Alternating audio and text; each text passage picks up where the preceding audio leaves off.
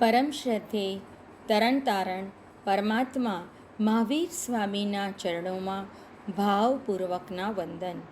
વિતરાગ વાટિકામાં વિચરનાર, આપણામાં ધર્મના બીજ રોપનાર ઉપકારી ગુરુની ભગવંતોને કોટી કોટી વંદન. મોક્ષ માર્ગ પર ચાલી રહેલા દરેક શ્રાવક શ્રાવિકાઓને મારા જય જિનેન્દ્ર. આપણે લાસ્ટ મંડેના અનિત્ય ભાવનાની વાત કરી હતી. આપણને હવે આ અનિત્ય ભાવના સમજાઈ ગઈ હોય તો જગતના સર્વ જડ પદાર્થો નાશવંત લાગવા જ જોઈએ. જ્યાં ખુદનો દેહ નાશ પામનાર હોય ત્યાં બીજા પદાર્થો તો ક્યાં કાયમ ટકી જ શકે. બસ આટલું જાણ્યા પછી હવે દરેક પદાર્થો પર લખેલી એક્સપાયરી ડેટ આપણે વાંચતા શીખશું. નવી કોઈ પણ વસ્તુ આવે તે 6 મહિના કે વરસ પછી થોડી જૂની તો લાગવા જ લાગે છે. અને એ વસ્તુ આવી ત્યારે દેખાતી હતી અને 5 વર્ષ પછી જે દેખાય એમાં નવા જૂનાની બહુ ફિલિંગ આવે. માટે આવા અનિત્ય પદાર્થો ખોવાઈ જાય, બગડી જાય કે તૂટી ફૂટી જાય તો જરા પણ કશાય કરવો નહીં. કોઈનાથી પણ કંઈ વસ્તુ તૂટી જાય તો મોટેથી જેમ તેમ બોલવાને બદલે એ જીવને વાગ્યું તો નથી ને એની ચિંતા આપણે ચોક્કસ કરીશું. જડ વસ્તુઓ માટે જીવનો તિરસ્કાર તો ન જ કરાય ને. હા, એનો મતલબ એ નથી કે આપણે વસ્તુઓની કાળજી ન રાખવી. આપણે ધ્યાન ચોક્કસ રાખવું જેથી નુકસાન ન થાય. ઘણીવાર બાળકોને પણ વારે વારે ટકોર કરવી પડે છે. ત્યારે અંદર આપણને રાગ દ્વેષ ન થવા જોઈએ. ભલે તમે બાળકને વસ્તુ તૂટી જાય ને તો ઠપકો આપો, એને સમજાવો, એને કોઈવાર લાડથી અને કોઈવાર ગુસ્સાથી કહેવું પણ પડે, પણ અંદરમાં તો આપણને શાંતિ જ શાંતિ હોવી જોઈએ. આવા ભાવો જો કાયમ થતા રહેશે તો અનિત્ય એવા આ શરીરને છોડતી વખતે પણ આપણે જરાય ડગીશું નહીં. અનિત્ય ભાવના ભાવતા ભાવતા આપણે એ જ સમજવાનું છે કે પ્રત્યેક પદાર્થ પ્રતિ ક્ષણ બદલતો રહે છે. કોઈ પણ વસ્તુ કે વ્યક્તિમાં આસક્તિ અને મમત્વ ભાવ રાખવો નહીં. દુઃખનું કારણ મમત્વ જ છે અને અનિત્ય ભાવના આપણા આ મમત્વને ખતમ કરે છે. જે કંઈ પણ મળે છે તે કર્મને આધીન છે. પુણ્યનો ઉદય હશે ત્યાં સુધી અનુકૂળતા મળતી રહે છે. એટલે કે સંબંધો અનુકૂળ અને સાધનો શાતાનું કારણ બની રહે છે. પણ પુણ્ય પૂરું થાય ત્યારે એ જ સ્વજનો અને એ જ સાધનો દુઃખનું કારણ બને છે. અનિત્ય ભાવના સાધકને સમજાવે છે કે જેનો સંયોગ છે તેનો વિયોગ થવાનો જ છે. તો જે મળ્યું છે તે હાથમાંથી સરી જાય તે પહેલાં તેના મમત્વનો ત્યાગ કરો તો આત્માને ચોક્કસ શાંતિ શાંતિ અને શાંતિનો જ અનુભવ થશે. હવે આપણે આજે બીજી અશરણ ભાવનાની વાત કરવાની છે. અશરણ એટલે અ વત્તા શરણ, અર્થાત શરણ નહીં તે. આ બીજી ભાવનામાં જીવને એવો પ્રશ્ન થાય છે કે હું કોઈને શરણ આપી શકું તેમ છું ખરો અને મારું કોઈ પણ રક્ષણ કરી શકે તેમ છે ખરું. અશરણ ભાવનાના ભાવો એ છે કે જ્યારે મરણ આવે કે પછી પ્રતિકૂળ પરિસ્થિતિ સર્જાય ત્યારે સ્ત્રી, પુત્ર, પરિવાર, ધન, વૈભવ, સાધનો, સમૃદ્ધિ વગેરે ચેતન કે જડ કોઈ શરણભૂત થતું નથી. જીવને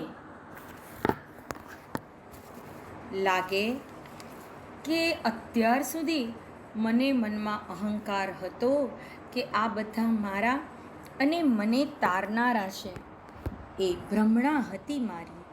હવે અશરણતાના ભાવો જીવને ધીરે ધીરે સમજાવા લાગે છે.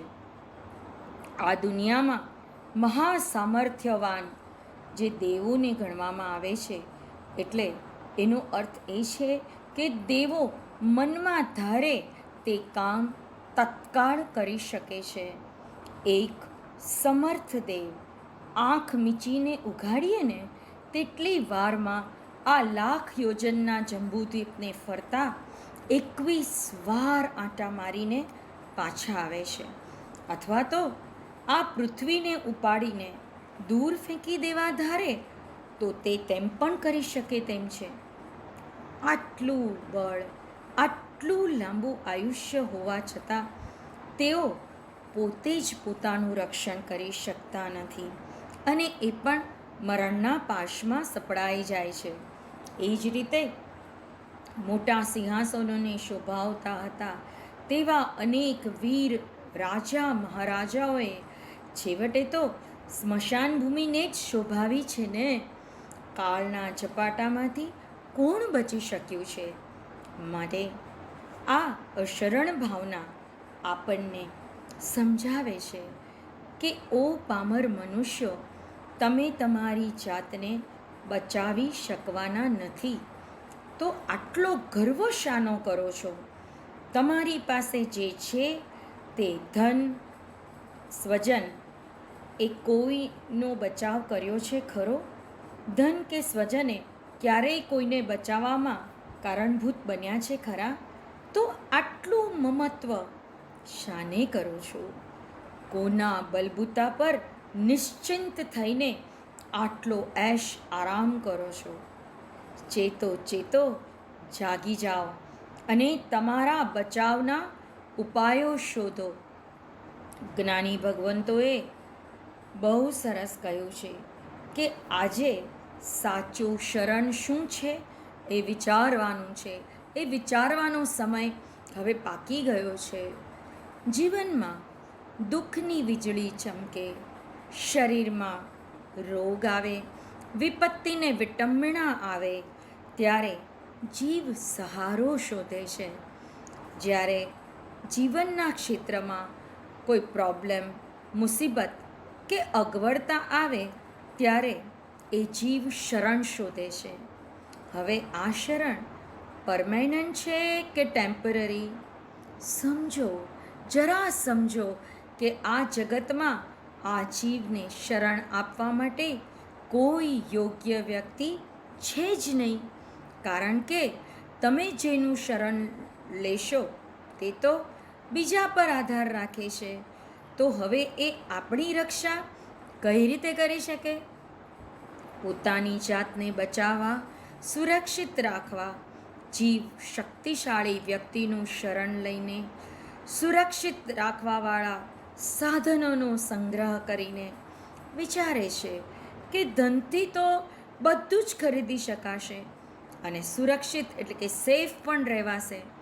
માટે યુવાનીમાં કમાઈને ભેગું કરી લેવા માટે એટલી બધી મહેનત કરે છે અને એને એમ થાય કે હું ઘડપણમાં આ ભેગું કરેલી વસ્તુઓ, સાધનોથી સુરક્ષિત રહી શકીશ.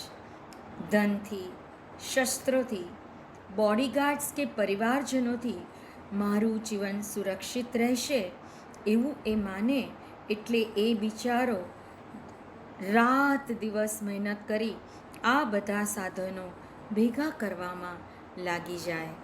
સાધનો ભેગા થાય પછી એ એમ માને છે કે હવે હું સુરક્ષિત છું, સેફ છું.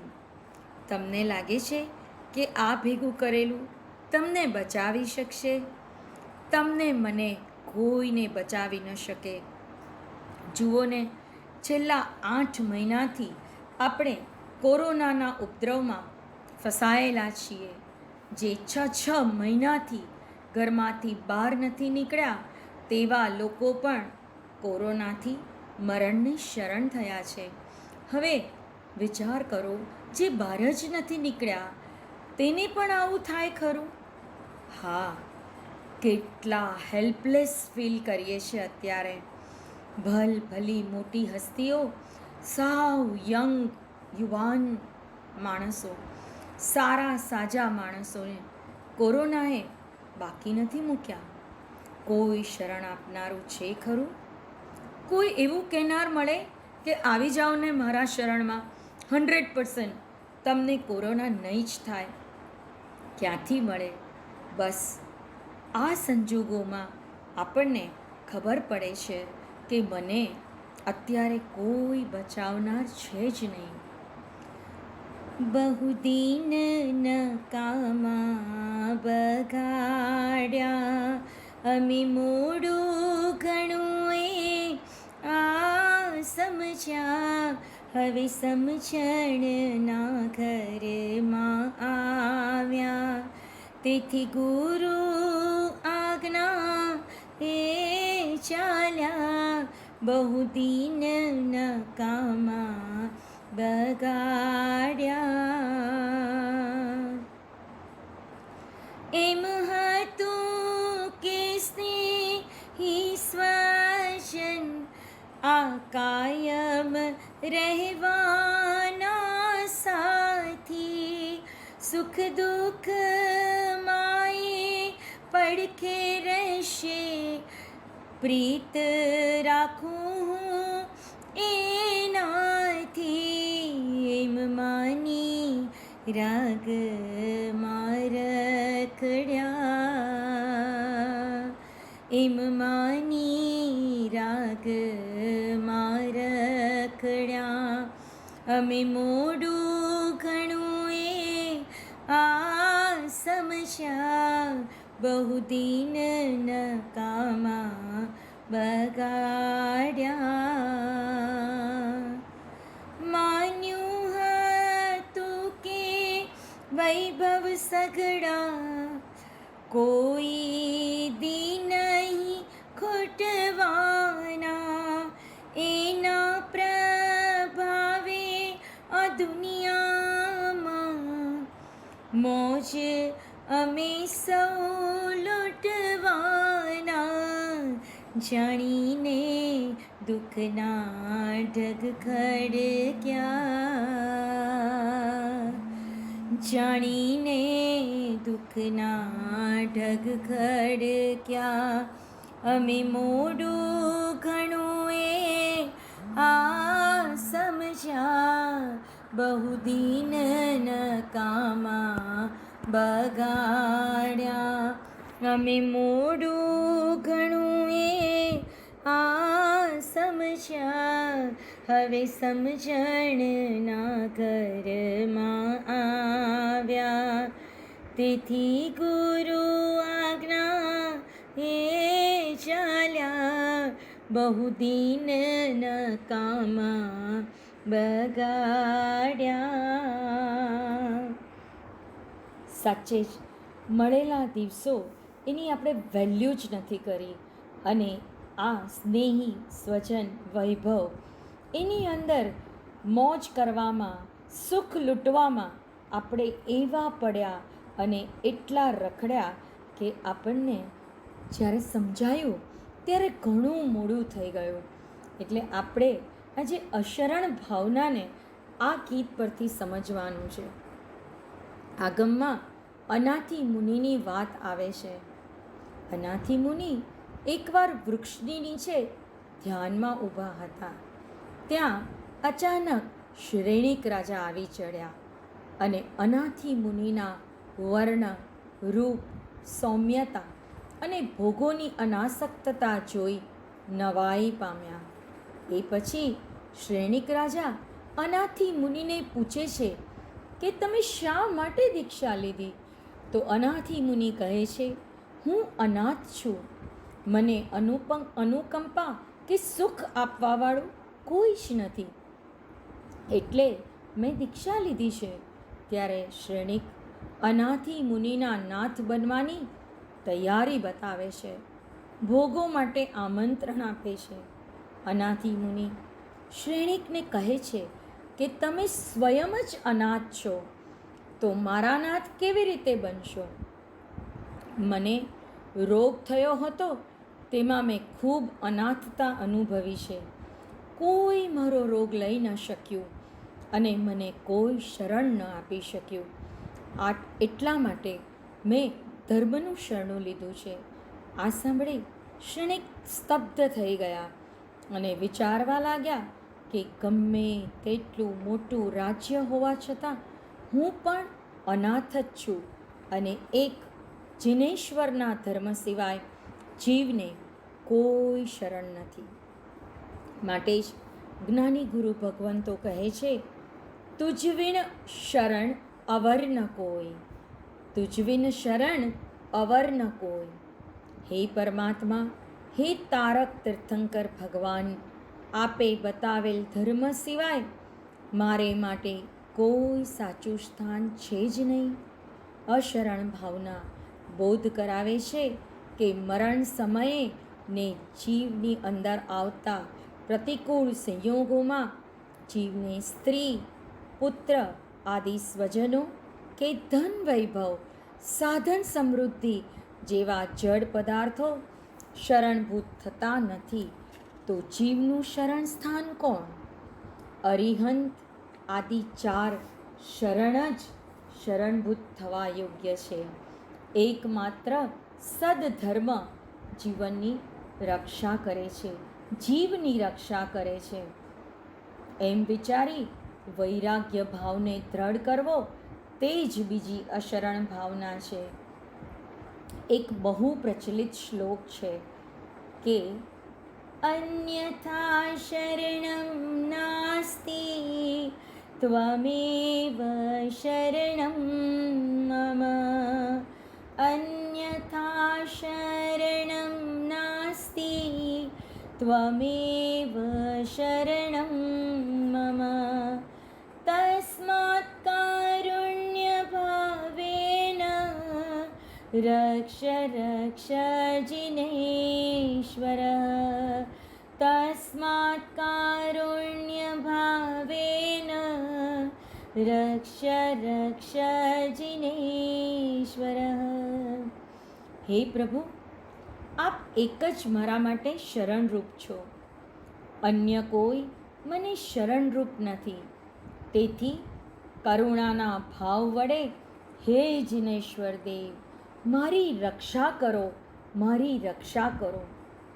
સંસારમાં સલામત રહેવા સૌથી પહેલાં જીવ બીજા સાથે સંબંધો જોડે છે, કારણ કે એ સંબંધ ક્યાંક ક્યાંક ઉપયોગી થશે, કામ લાગશે, મારી રક્ષા કરશે એવું એ જીવને લાગે છે. એટલે સૌથી પહેલાં જીવ સુરક્ષિત રહેવા પરિવાર, સ્નેહીજનોનો સહારો લે છે અને પછી બીજો સહારો સાધનોનો લે છે. રાત્રે સૂતી વખતે 4 વખત તાળું એટલે કે લોક ઘરનું તપાસવામાં આવે. એ તાળા પર, એ લોક પર આપણને કેટલો ભરોસો છે. તમે કહો એની વેલ્યુ કેટલી? 500, 1000 કે બહુ તો બ્રાન્ડેડ હોય તો 2,500-3,000, એનાથી વધારે એ તાળું મોંઘું આવે ખરું? હવે રાત્રે આ તાળું આપણે મારીએ એટલે આપણને હંશ થાય કે આપણે હવે સેફ છીએ. જે વિશ્વાસ આ તાળા પર છે એટલો વિશ્વાસ તારક તીર્થંકર ભગવાન મહાવીર પર છે ખરો?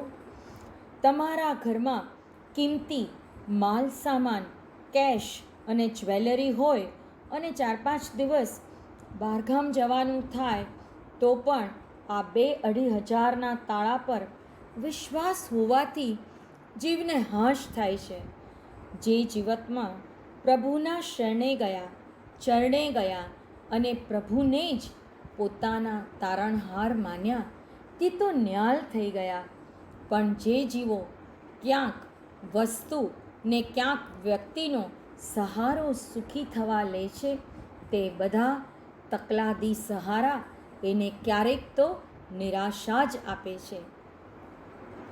શરણું ગ્રહણ કર્યું મેં પ્રભુનું, હવે મને આદિ અને વ્યાધિ કે ઉપાધિ કોઈ ચિંતા ના રહી, કોઈ ચિંતા ના રહી. શરણું ગ્રહણ કર્યું મેં પ્રભુનું, હવે મને આદિ અને વ્યાધિ કે ઉપાધિ કોઈ ચિંતા ના રહી, કોઈ ચિંતા ના રહી.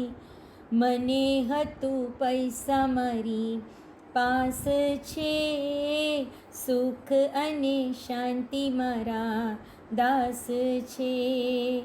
હવે જાણ્યું જૂઠો એનો સાથ છે, એની સાથે અશાંતિનો વાસ છે. બધું મારું ધન ધર્યું મેં પ્રભુને, હવે મને આદિ અને વ્યાધિ કે ઉપાધિ કોઈ ચિંતા ના રહી, કોઈ ચિંતા ના રહી. જાણો છો પેલા અમરકુમારને? ઓળખો છો? આપણી પાઠશાળાઓના બધા બાળકોને આ અમરકુમારની વાત 100% ખબર છે. આ અમરકુમારને ભારોભાર સોનાથી કોણે વેચી દીધો? બીજું કોઈ નહીં પણ એની સગી માં ભદ્રાએ. એવું હતું કે શ્રેણિક મહારાજની ચિત્રશાળાનો દરવાજો તૂટી જતો હતો. ત્યારે નિમિત્તજ્ઞોએ ઉપાય બતાવ્યો કે 32 લક્ષણવાળા બાળકની બલિ ચડાવો. શ્રેણિક હજી ધર્મ સમજ્યા નહોતા એટલે આવું કરવા તૈયાર થઈ ગયા ને રાજગૃહિણીમાં ઢંઢેરો પીટાવ્યો કે 32 લક્ષણવાળો પુત્ર જે આપશે તેને એ પુત્રના વજન જેટલી સોનામોર મળશે. અમરકુમારની મા વિચારે છે કે બીજા 3 પુત્ર તો મારે છે જ ને, તો આટલી ગરીબીમાં એક આ અમરને આપી દેવાથી ગરીબી તો ટળશે અને શાંતિથી સુખીથી જીવન જીવાશે. અમરકુમાર બિચારો નાનો બાળક બહુ રડે છે, કરગરે છે કે મારે નથી જવું. આ સંસારનો જોયેલો પ્રત્યેક સંબંધ સ્વાર્થથી ભરેલો છે. જો સંબંધ ક્યાંક ટકેલા હોય તો એમાં ક્યાંક તો સ્વાર્થરૂપી ગુંદર જરૂર હશે.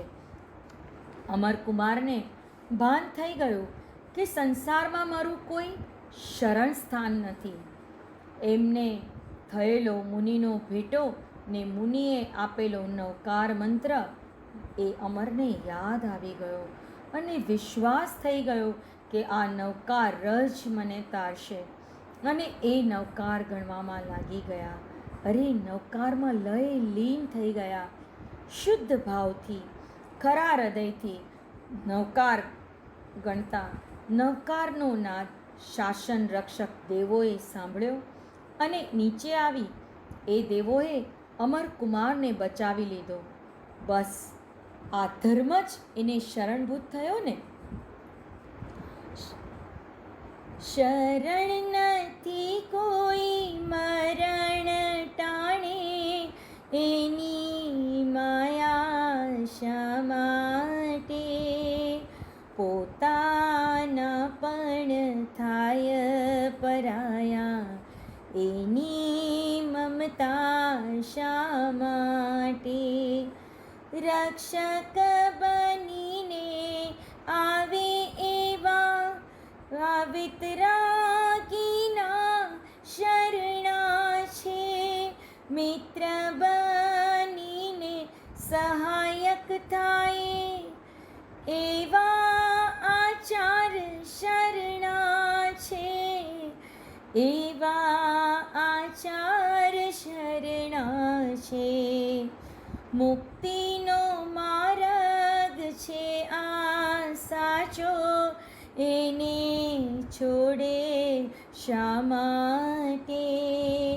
પોતાના પણ થાય પરાયા, એની મમતા શા માટે?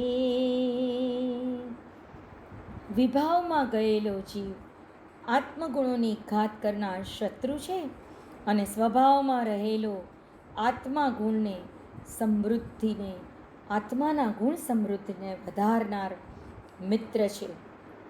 આપણો આત્મા મેક્સિમમ સમય માટે આપણો મિત્ર બને એવી કોશિશ કરવાની. નાનું બાળક બારી આગળ ઊભું હોય અને એકદમ એવું લાગે કે હમણાં બહાર પડી જશે, તો ઘરના સભ્યો એકબીજાની રાહ જોયા વગર એને ખેંચી લેવા દોડે કે નહીં? એમ મારો આત્મા વિભાવમાં જશે તો મારું શું થશે એમ વિચારી એને ખેંચી લેવાનો. આ જ સામાયિક, આ જ પ્રતિક્રમણ છે અને આ જ જ્ઞાન છે. જો આ ન કરી શકીએ તો બીજું બધુંય કરીએ ને તે માત્ર ધર્મક્રિયા થશે. ધર્મક્રિયાથી પુણ્ય ચોક્કસ બંધાશે ને એનાથી ફરી બીજો સારો સંસાર જ મળશે. માટે આપણે એવો ધર્મ કરવો છે કે જે નવો સંસાર આપે જ નહીં ને પણ સંસારને કાપે. અજ્ઞાન ત્યાં સુધી જ ટકે જ્યાં સુધી સદગુરુનો ભેટો ન થાય. અનાદિનું અજ્ઞાન સદગુરુના સમાગમથી સત્સંગથી જ જાય છે. મોહ, અજ્ઞાન અને પ્રમાદની ત્રિપુટી આપણા આધ્યાત્મ લેવલને ડાઉન કરે છે, નીચું કરે છે. ચક્રવર્તી ભોગ છોડે તો સદગતિ અને ભોગમાં રમણતા કરે તો દુર્ગતિ થાય છે. સંતાનો સ્મશાન સુધી જ આવે છે. જે સંતાનો વાલા હતા તે હવે અગ્નિદાહ આપે છે. ત્યારે પરમાત્મા આપણને જગાડે છે ને અશરણ ભાવનાનો વિચાર કરવાનું કહે છે. સદગુરુ પણ આપણને 4 શરણા સિવાય બીજા શરણોમાં જવાની ના પાડે છે કે તારું કલ્યાણ માત્ર આ 4 શરણ લીધા સિવાય થનારું જ નથી. માટે આ 4 શરણ મને તારનાર છે એવું હંમેશા નિત્ય સ્મરણમાં રાખવું અને દરરોજ આ અશરણ ભાવનાને ઘૂંટવી. ચત્તારી શરણમ સદા સ્વીકારો, છોડો નહીં ભવ્યો તમે સાચો સહારો. ડૂબતી નૈયાને મળે કિનારો, છોડો નહીં ભવ્યો તમે સાચો સહારો. ચત્તારી શરણમ સદા સ્વીકારો, છોડો નહીં ભવ્યો તમે સાચો સહારો. ડૂબતી નૈયાને મળે કિનારો, છોડો નહીં ભવ્યો તમે સાચો સહારો. આ 4 શરણનો સ્વીકાર શાશ્વત સુખને આપનાર છે. માટે સૂતા, ઉઠતા, બેસતા હંમેશા બોલવું ચત્તારી શરણમ પવચામિ, અરિહંતા શરણમ પવચામિ, સિદ્ધા શરણમ પવચામિ, સાહુ શરણમ પવચામિ, કેવલીપનતમ ધમ્મમ શરણમ પવચામિ. બસ મને અને તમને દિવસ રાત આ અશરણ ભાવનાનો ભાવ યાદ રહે અને 4 શરણા આપણે ગ્રહણ કરતા રહીએ અને એ 4 શરણાની અંદર આપણે આપણા જીવનને ધર્મમય બનાવીએ. તે જ મંગલ કામના. મારી અલ્પમતિને કારણે જીનાજ્ઞા વિરુદ્ધ કાંઈ પણ બોલાઈ ગયું હોય તો અરિહંત અનંત સિદ્ધ કેવલી ભગવંત આપની સાક્ષીએ તસ્સ મિચ્છામિ દુક્કડમ. કાલ સવારે સૂર્ય ઉગે ઉપરાંત ન પાડું ત્યાં સુધી એક પચકાણ આચાર શરણા અરિહંતા શરણમ પવજ્જામિ, સિદ્ધા શરણમ પવજ્જામિ, સાહુ શરણમ પવજ્જામિ, કેવલી પન્નતમ ધમ્મમ શરણમ પવજ્જામિ. આવું આખા દિવસમાં 5 વાર બોલવું. ઉપયોગ સહિત પચકાણ પાળવા. તસ્સ ભંતે પરિક્રમામિ નિંદામિ ગરિહામિ અપ્પાણમ વોસિરામિ. માંગલિક ફરમાવું છું. નમો અરિહંતાણમ, નમો સિદ્ધાણમ, નમો આયર્યાણમ, નમો ઉવજ્જાયણમ, નમો લોય સવ્વસાવણમ. ગુરુદેવની આજ્ઞાથી ચતારી મંગલમ, અરિહંતા મંગલમ, સિદ્ધા મંગલમ, સાહુ મંગલમ, કેવલી પનતો ધમો મંગલમ. ચતારી લોગુત્તમા, અરિહંતા લોગુત્તમા, સિદ્ધા લોગુત્તમા, સાહુ લોગુત્તમા, કેવલી પનતો ધમો લોગુત્તમો. ચતારી શરણમ પવજ્જામિ, અરિહંતા શરણમ પવજ્જામિ, સિદ્ધા શરણમ પવજ્જામિ, સાહુ શરણમ પવજ્જામિ, કેવલી પન્નતમ ધમ્મમ શરણમ પવજ્જામિ. એ 4 શરણા, 4 મંગલ, 4 ઉત્તમ. જે નર કરે તે ભવસાગરમાં ન ડૂબે તે, સકલ કર્મનો આણે અંત, મોક્ષ તણા સુખ લય અનંત. ભાવ ધરીને જે ગુણ ગાય તે જીવ તરીને મોક્ષે જાય. સંસારમાં શરણાચાર અવર્ણ શરણું કોઈ, જે નર નારી આદરે તેને અક્ષય અવિચળ પદ હોય. અંગૂઠે અમૃત વસે લબ્ધિ તણા ભંડાર, ગુરુ ગૌતમને સમરીએ તો સદાય મનવાંછિત ફળદાતાર. ભાવે ભાવના ભાવીએ ભાવે દીજે દાન, ભાવે ધર્મ આરાધીએ તો ભાવે કેવળ જ્ઞાન, પ્રભુ ભાવે પદ નિર્વાણ. ઓમ શાંતિ શાંતિ શાંતિ. જય જિનેન્દ્ર, જય Mahavir. Thank you so much.